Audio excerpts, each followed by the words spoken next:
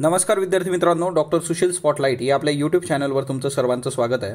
आज आपण 20 ऑक्टोबर 2020च्या चालू घडामोडींचं विश्लेषण बघणार आहोत। तत्पूर्वी डॉक्टर सुशील स्पॉटलाइटला टेलिग्रामवर फॉलो करण्यासाठी डिस्क्रिप्शनमध्ये लिंक तुम्ही वापरू शकता। फेसबुकवर आपला ग्रुप आहे, तिथेही फॉलो करू शकता।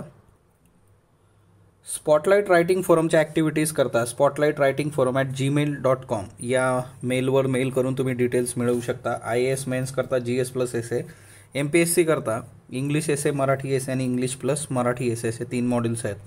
तर त्याच्यासाठी राजकीय न्यूज पहिली आज आपली भारत आणि इराण यांच्या संबंधीची याचे मॅपही आपण बघणार आहोत। याच्यामध्ये एक महत्त्वाचा मुद्दा असा झालेला आहे की इराणचा जर तुम्ही हा मॅप बघितला तर हे जे फर्जत बी तुम्हाला दिसतंय, या फर्जत बी प्रकल्पातून भारताला बाहेरचा रस्ता दाखवण्यात आलेला आहे। ONGC विदेश ही जी कंपनी आहे आपली, तर त्या कंपनीला या प्रकल्पातून बाहेर काढण्यात आलेलं आहे। फर्जत बी काय आहे ना, ऑइल फील्ड्स आहेत, म्हणजे हे सगळं तुम्हाला जे दिसतंय हे गॅस फील्ड्स आहेत, हे ग्रीन जे आहेत ते ऑइल फील्ड आहे। तर बघूया तिच्यामधून महत्त्वाचे मुद्दे काय। तर एकंदरीतच हा भारत इराण संबंधाचा तिढा जर तुम्ही बघितला तर अमेरिका आणि चीन या 2 देशांमुळे भारत आणि इराण संबंधांवर थेट आणि दूरगामी परिणाम झालेले आहेत। मग याच्यामध्ये काय झालं, सुरुवातीला आपण 2019 किंवा इयरबुकमध्ये हा इश्यू आहे की यहुदी आणि सौदी गटाच्या प्रभावाखाली येऊन अमेरिकेचे जे अध्यक्ष आहे डोनाल्ड ट्रम्प यांनी इराणला निष्कारण एकाकी पाळण्याचा खेळ केला आणि निर्बंध त्यांनी आणले इराणवर।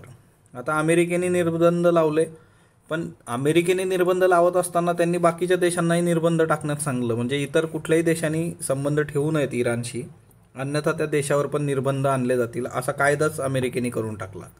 आता ऑब्वियसली अमेरिकेच्या या कायद्यामुळे भारताने आणि बाकीच्या देशांनी इराणकडून जे काही तेल घेतलं जातो त्याच्यावर त्या गोष्टी सगळ्या बाजूला ठेवल्या आणि त्याच्यामुळे भारत इराण संबंध जे आहेत त्याच्यावर थेट परिणाम याच्यातून झाला।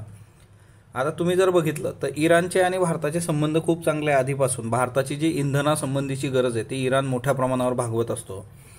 आता इराणशी आपण रुपया आणि रियाल या विनिमयाद्वारे खनिज तेलाची आयात करतो। तर हे खूप महत्त्वाचं आहे की आपण आपल्या करन्सीमध्ये त्या देशाबरोबर डील करतोय, कारण डॉलर आल्यानंतर कुठल्याही स्थानिक करन्सी जी असते, कुठल्याही देशाची करन्सी ती लॉसमध्ये जाते, पण डॉलरच्या तुलनेत तुमचा विचार होतो। इथं तसं नव्हतं, रुपया आणि रियालमध्ये आपण बिझनेस करत होतो। रियाल जे आहे ते इराणचं। जुलै 2019 नंतर काय झालं की आयात जी होती अमेरिकी निर्बंधामुळे बंद झाली, कारण अमेरिकेने सांगितलेलंच तसं होतं। सो जुलै 2019 नंतर हा व्यापार ठप्प झाला।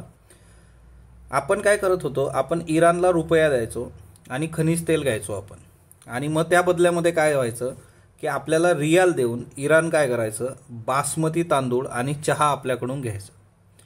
म्हणजे ही एक अंडरस्टँडिंग होती रुपया रियालची। आता काय झालं की आपण तेल घेणं बंद करून टाकलेलं आहे, त्याच्यामुळे इराणला भारतीय रुपया मिळत नाही आणि तो भारतीय रुपया त्यांच्याकडे पूर्ण नसल्यामुळे आता बासमती किंवा चहा खरेदी ज्या वेळेस केली जाते तर जे निर्यातदार आहे त्यांना जे रियालमधून मिळणारी रक्कम आहे ती थकलेली आहे, कारण एकीकडं इराणकडं आपला रुपया जात नाही आहे, कारण आपण खनिज तेल विकत घेत नाही आहे। त्याच्यामुळे एकंदरीतच हा जो व्यापार होता सगळा तेलाचा, बासमती आणि चहाचा, तर तो गडबडलेला आहे सध्याच्या हिच्यामध्ये। दुसरा महत्त्वाचा मुद्दा जो आहे की भारताची धरसोड वृत्ती जी आहे त्याचा फायदा चीनने उचलला आणि चीनने काय केलं, 25 वर्षात 400 अब्ज डॉलरची चीनी गुंतवणूक करण्याचा निर्णय जून 2020मध्ये घेतला। ही न्यूज आपण कव्हर केली होती ऑलरेडी। आता जसं यांनी इथं पैसा टाकला तर आपले जे इराणबरोबरचे करार होते, जसं चाबहार पोर्ट आहे, तर चाबहार ते झायदान लोहमार्ग जो काय होता रेल्वे प्रकल्प, तर तो 628 किलोमीटरचा प्रकल्प, याच्यातून त्यांनी भारताला बाहेरचा रस्ता दाखवला की बाबा नाही, इथून पुढं तुम्ही नाही आहे। त्याच्यानंतर आता आज जी न्यूज आहे ती फर्जात बी बद्दलची आहे, नैसर्गिक वायू उत्खनन क्षेत्र। आणि हा एक लक्षात ठेवा, हे ऑइल नाही, हे वायू संबंधीचं आहे ना, गॅस। तर ते एक महत्त्वाचं फर्जात बी जे आहे नैसर्गिक वायू उत्खनन क्षेत्र जे आहे, तर तिच्यातून ONGC विदेशला बाहेरचा रस्ता दाखवला। या दोन्ही गोष्टींसाठी इराणने कारण काय दिलेलं आहे की भारताने वेळेमध्ये आर्थिक तरतुदी ज्या करायच्या होत्या त्या केलेल्या नाही आहेत, हे एक कारण दिलेलं आहे। दुसरा जो मुद्दा आहे की यांच्याकडे आता सरळ इश्यू हा होता की चीननी जवळपास 400 अब्ज डॉलर तिथं गुंतवणूक करण्यासंबंधीचं जे आश्वासन त्यांना दिलेलं आहे, तो जो करार आहे त्याच्यामुळे ह्या गोष्टी घडत आहेत.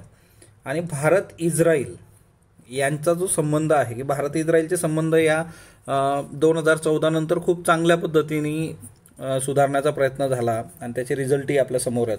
तर ह्या सर्व याच्यामुळे पण नकारात्मक परिणाम इराण भारत संबंधांवर आहे, कारण इस्रायल, इराण आणि त्या सगळ्या इश्यूंमुळे.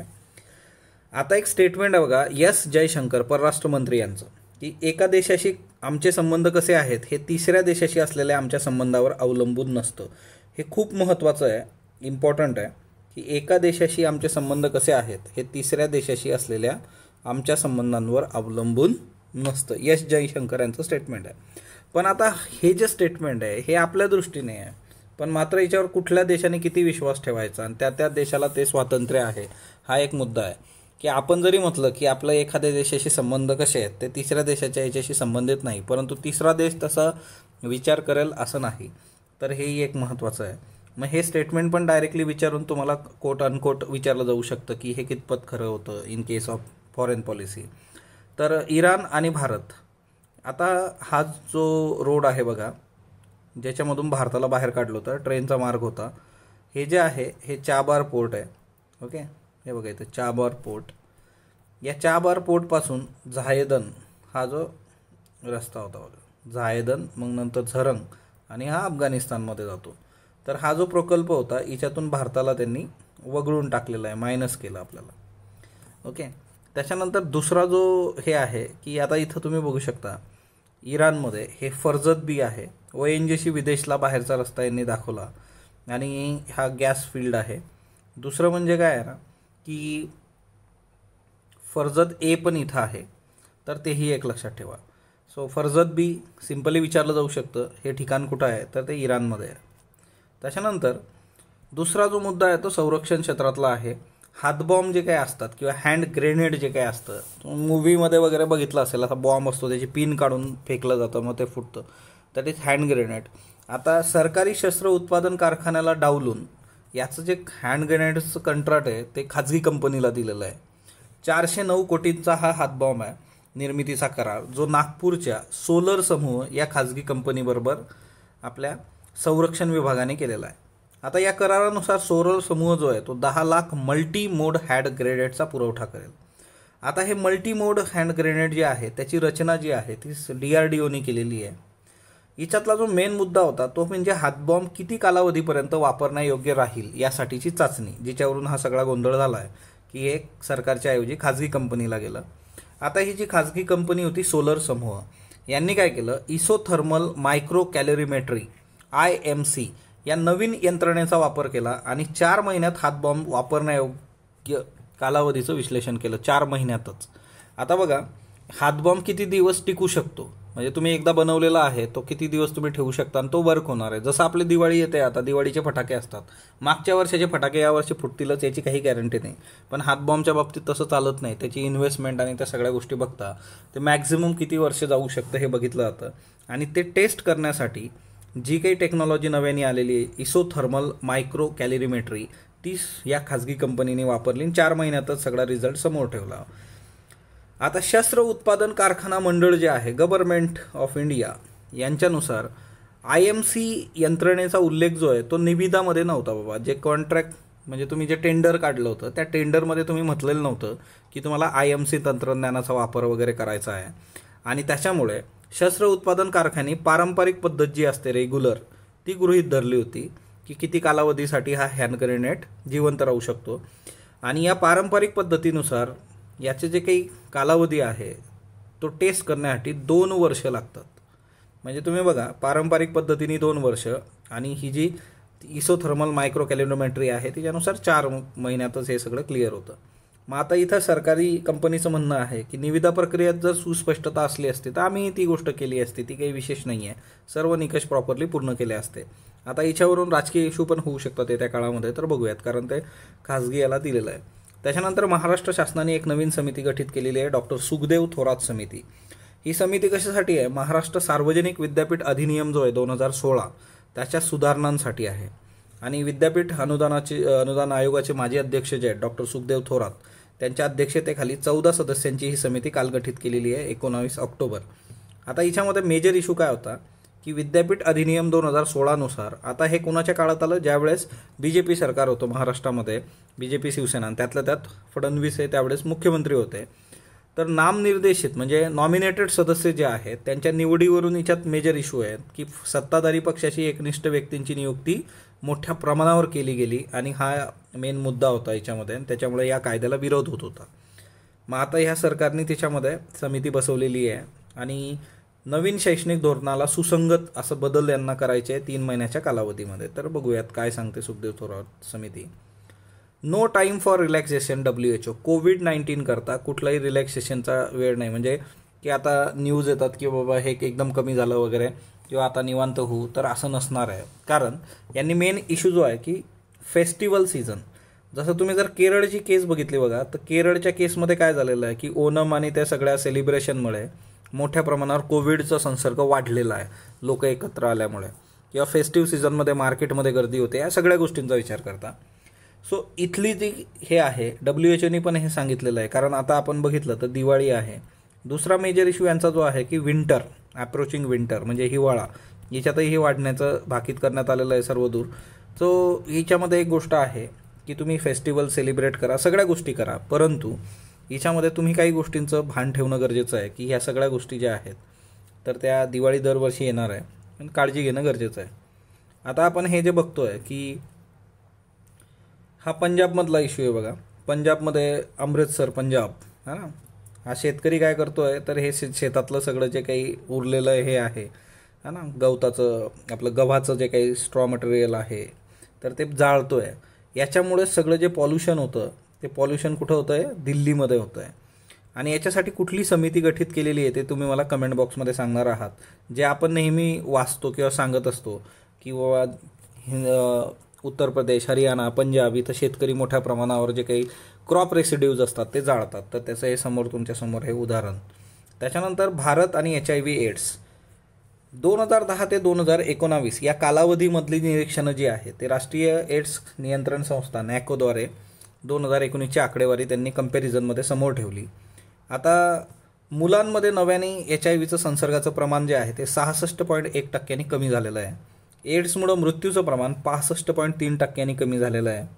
HIV संसर्ग असलेल्या गरोदर महिलांचा विचार केला तर 2010 मध्ये जवळपास 31,000, 2019 मध्ये 20,000, म्हणजे हेही प्रमाण कमी झालेलं आहे. एकंदर काय आहे की HIV संसर्ग मुलांमध्ये, त्याच्यानंतर त्याच्यातून मृत्यू, त्याच्यानंतर गर्भधारणा असलेल्या महिला ज्यांना HIV संसर्ग आहे, सर्वांचं प्रमाण कमी झालेलं आहे. इथं कुठेही प्रमाण वाढलेलं नाही. MCQ करता अशा गोष्टी लक्षात ठेवायच्या. म्हणजे तुम्हाला उद्या स्टेटमेंटमध्ये ही आकडेवारी तुम्ही लक्षात ठेवण्याचा काही इश्यू नाही आहे. सर्व कमी होत चाललेलं आहे. कुठेही तुम्हाला जर आलं की गर्भधारणा झालेल्या महिलांमध्ये HIV संसर्गाचं प्रमाण वाढलं अशा पद्धतीने, तर ते स्टेटमेंट बाजूला काढायचं. जून 2019 मध्ये NACOद्वारे फास्ट ट्रॅकिंग EMTCT या कार्यक्रमाची आखणी केली. आता हे EMTCT काय आहे?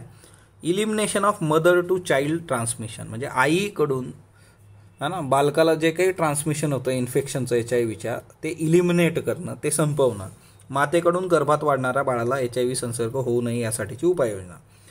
आता भारतामध्ये जो HIV एड्स आहे त्याचं प्रमाण कमी होण्यासाठी UNAIDS, युनायटेड नेशन एड्स या संयुक्त राष्ट्राच्या संलग्न संस्थेचाही तांत्रिक बाबीमध्ये मोलाचा वाटा आहे. आणि धोरणाची योग्य अंमलबजावणी झाली तर 2030 पर्यंत लहान मुलांमधलं एड्सचं प्रमाण 0वर येईल, हेही म्हटलं गेलेलं आहे. तर ह्या महत्त्वाच्या बाबी आहेत, हा ना. त्याच्यानंतर अनिका छेब्रुलू. आता अनिका छेब्रुलू ही अमेरिकेतली भारतीय वंशाची मुलगी आहे, जिला अमेरिकेतला तरुण वैज्ञानिक पुरस्कार मिळाला. भारतीय वंशाची जी मुलगी आहे आणि हा पुरस्कार जो आहे तो $25,000 पुरस्कार आहे. 8व्या इयत्तेत शिकणारी मुलगी आहे जिने 3M यंग सायंटिस्ट या स्पर्धेत भाग घेतला होता.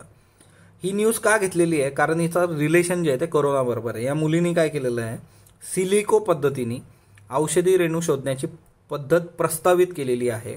आणि हा जो रेणू आहे तो SARS-CoV-2 कोरोना विषाणूला घातक, तिच्यामधलं जे प्रथिन आहे, प्रोटीन, कोरोना विषाणूचं प्रोटीन, त्याला जाऊन चिटकतं ते.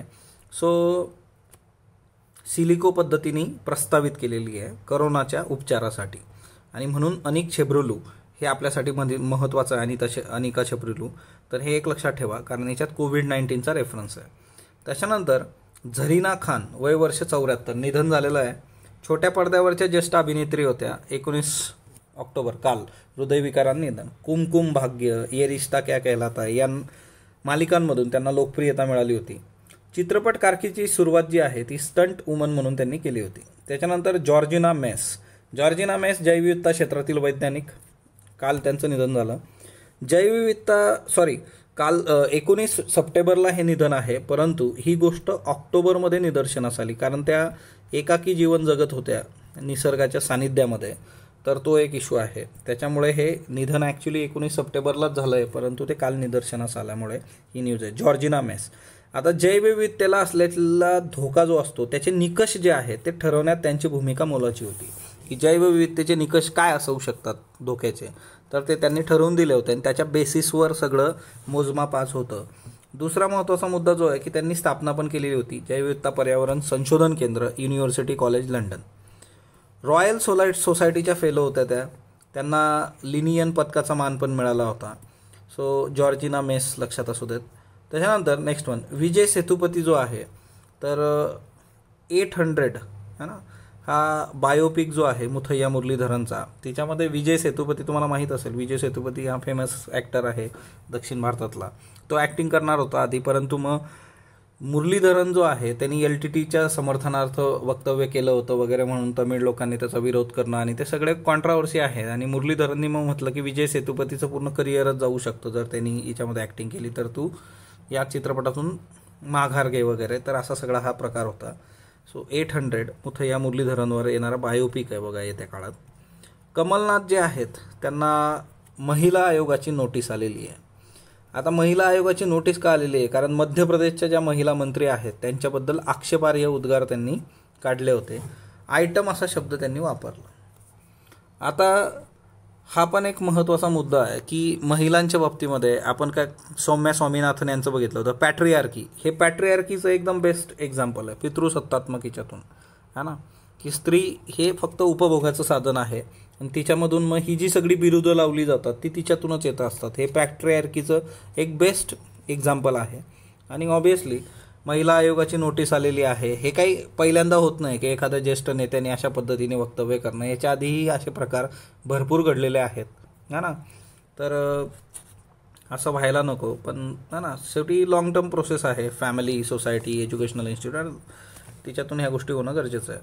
वन्यजीव संरक्षणासाठीचे कायदे कुठले कुठले आहेत बघा भारतामध्ये. भारतीय दंडविधान संहिता 1960. आता हे कुतूहलमध्ये त्यांनी सगळे कायदे टाकलेले आहेत, म्हणून जस्ट तुम्हाला विचारलं जाऊ शकतं खालीलपैकी कुठला कायदा वन्यजीव संरक्षणासाठी महत्त्वाचा आहे. फौजदारी प्रक्रिया संहिता, सीमा शुल्क अधिनियम. आता हे जे कायदे आहेत टिपिकली हे आपण बघत नाही. आता हे भारतीय वन अधिनियम 1927 हे आपल्याला माहीत आहे, वन संवर्धन अधिनियम 1981, प्राण्यांवरील अत्याचार प्रतिबंध अधिनियम 1960, जैवविविधता अधिनियम 2002 म्हणजे बायोडायव्हर्सिटी. सो हे एवढे सगळे कायदे आहेत की ज्याच्यामुळे आपली जैवविविधता त्याचं संरक्षण होतं, वन्यजीवांचं संरक्षण. आता याच्यामध्ये दुसरा जो आहे की भारतीय राज्यघटनेची 42वी घटना दुरुस्ती जी आहे त्याचाही सकारात्मक परिणाम वन्यजीव संरक्षणाच्या संवर्धनाने झालेला आहे. आता याच्यामध्ये कुठल्या बाबी आहेत की ज्या वन्यजीव संरक्षणासाठी महत्त्वाच्या आहे, कारण घटना दुरुस्तीची पूर्ण सिरीज आपण कंप्लीट केली आहे, त्याच्यामुळे तिच्यात तुम्ही ते बघू शकता आणि कमेंट बॉक्समध्येही तुम्हाला ते सांगायचं आहे. 18 ऑक्टोबरचे प्रश्न बघा. जिनोम इंडिया प्रकल्प पर्यावरण मंत्रालयाद्वारे राबवला जातोय, तर सायन्स टेक्नॉलॉजीद्वारे राबवला जाणारा हा प्रकल्प आहे, पर्यावरण मंत्रालयाचा काही संबंध नाही. ओके. आणि जैवविविधता विभाग जो आहे तो राबवणार. जिनोम सिक्वेन्सिंगद्वारे जिनोम इंडिया प्रकल्पात भारतीयांच्या आरोग्याचं विश्लेषण होणार आहे, बरोबर आहे, फक्त जागतिक भूक निर्देशांक 2020 नुसार है ना, बिनचूक विधान 107 देशात भारताचा क्रमांक 94 आहे. उपासमारीच्या बाबतीत भारत गंभीर प्रवर्गात आहे. जागतिक आरोग्य संघटनेतर्फे हा निर्देशांक प्रकाशित केला जातो. तर WHO याच्याशी काही एक संबंध नाही. तुम्ही सांगणार आहात 2 कुठल्या संस्था आहेत ज्या याला पब्लिश करतात, सो फक्त आणि ब याचं उत्तर आहे. जसिंडा ॲड्रन यांची न्यूझीलंडच्या पंतप्रधानपदी फेरनिवड झाली, बरोबर. आणि करोना संसर्ग रोखण्यात जसिंडा ॲड्रन यांची भूमिका त्यांच्या फेरनिवडीकरता प्रमुख मानली जाते. हे दोन्ही स्टेटमेंट योग्य आहे. इंदिरा रसोई योजना खालीलपैकी कोणत्या राज्याशी संबंधित आहे? राजस्थान. तर हे पण एक महत्त्वाचं. अक्कीथम अच्युथन नंबूथिरी यांच्याबद्दल बिनचूक विधान. महाकवी म्हणून संबोधले जाणारे केरळचे शेवटचे कवी, बरोबर. ज्ञानपीठ पुरस्काराचे मानकरी आहेत. दोन्ही स्टेटमेंट योग्य आहेत. आजचे प्रश्न बघा. ब्रह्मोस क्षेपणास्त्राबद्दल बिनचूक विधान निवडा. 1. मारक क्षमता 290 किमीपर्यंत आहे. ब. फायर अँड फॉरगेट तत्वानुसार कार्य करतं. 1000 किलो वजनाची युद्ध सामग्री वाहून नेऊ शकतं. फक्त फक्त ब, फक्त क, ब. साईट्सबाबत बिनचूक विधान निवडा. 1973 हा आंतरराष्ट्रीय करार झाला. भारताने 1980 या करारावर स्वाक्षरी केली. दरवर्षी साईट्स सदस्य राष्ट्रांची परिषद होते. क, फक्त ब, क. जागतिक भूक निर्देशांक 2020 नुसार सर्व ब्रिक्स देशात भारताची कामगिरी सर्वोत्तम आहे. दुसरं स्टेटमेंट, जागतिक भूक निर्देशनामध्ये जेनेटिक्स व सामाजिक घटकांचा विचार केला जात नाही. फक्त अयोग्य, फक्त ब योग्य, अबयोग्य यापैकी नाही. 4. अमरेंद्र भास्कर मराठी बालकुमार साहित्य संस्थेतर्फे बालकुमार साहित्य संमेलन आयोजित केलं जातं. बालकुमार साहित्य संमेलन दर 2 वर्षांनी आयोजित होतं. फक्त अयोग्य, फक्त ब योग्य, दोन्ही योग्य यापैकी नाही. गिअरच्या सायकलच्या सुट्या भागांसाठी भारत आयातीवर अवलंबून आहे. सर्वोत्तम प्रतीचे सायकलचे टायर आणि ट्यूब भारतात तयार केले जाते. फक्त अयोग्य, फक्त ब योग्य, दोन्ही योग्य, दोन्ही अयोग्य. याचे उत्तर तुम्ही कमेंट बॉक्समध्ये सांगणार आहात. स्पॉटलाईटला जो तुम्ही प्रतिसाद देता त्याबद्दल मी आपला आभारी आहे. स्पॉटलाईटला लाईक करा, शेअर करा, सबस्क्राईब करा. धन्यवाद विद्यार्थी मित्रांनो.